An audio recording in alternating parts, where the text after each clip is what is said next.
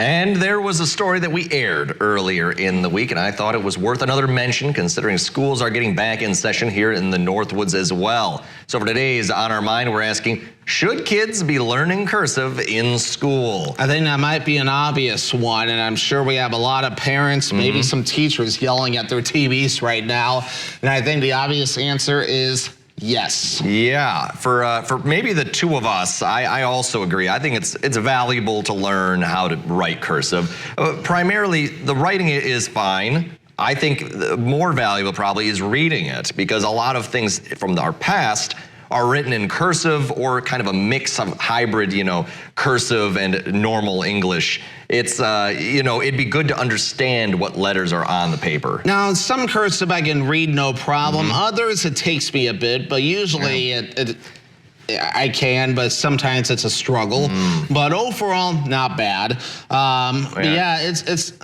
I got caught up in that whole mess of should you teach cursive, should you not? And even though I tried to learn it, the only thing I know how to sign in cursive is my name. That's it. That's a shame. It is a shame. And so when it comes to writing out a check for obviously the dollar amount and who to write it out to, I had to write that part out in print. That's because when it comes to that part, I don't know, unfortunately. So, but when it comes to my name, I can write that out in cursive. Thankfully, that part's muscle memory. But when it comes to, because a lot of things ask for your signature, but when it comes to like anything else, unfortunately, I don't know. So, I mean, is it too late to ever learn cursive? I doubt it. I'm sure you could manage. Fortunately not. Yeah, I can learn it again, but I would need some help to learn it again. But you could grab one of those packets. I remember we had them as kids. They were the little booklets. Do you remember, did you have those? Yeah. Where you'd write on top of them and stuff. I would probably need someone to sit down with me, because for those that don't know, I am on the autism spectrum, so my brain works a lot differently than some other brains. So I would probably need someone to kind of help guide me through it, to kind of help me out as far as learning cursive, because again, my brain works a little bit differently than other brains. Well, that either way, it would be a fun thing to sort of dive back into, and hopefully a lot of kids are learning it nowadays.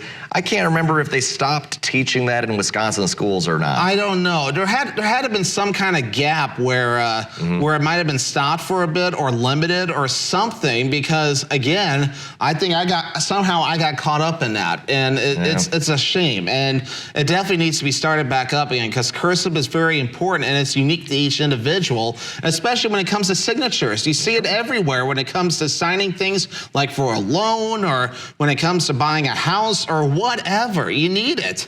It's true, and I think especially it's useful just for reading purposes. That's a huge one. And reading, you hate to have to hand something that like your grandparents gave you, like a card or a letter, and you can't read it, and you got to hand it off to someone else just so they could read it to you. Yeah, or you try to use AI, for example, anymore to try to translate it, and it translates it wrong, or who knows what. But let's keep moving along this morning. Coming up, we share a shocking video of Mother Nature. But first, we have Howard in a Mr. Food test kitchen with a recipe for the best chicken tenders ever, at least according to Howard.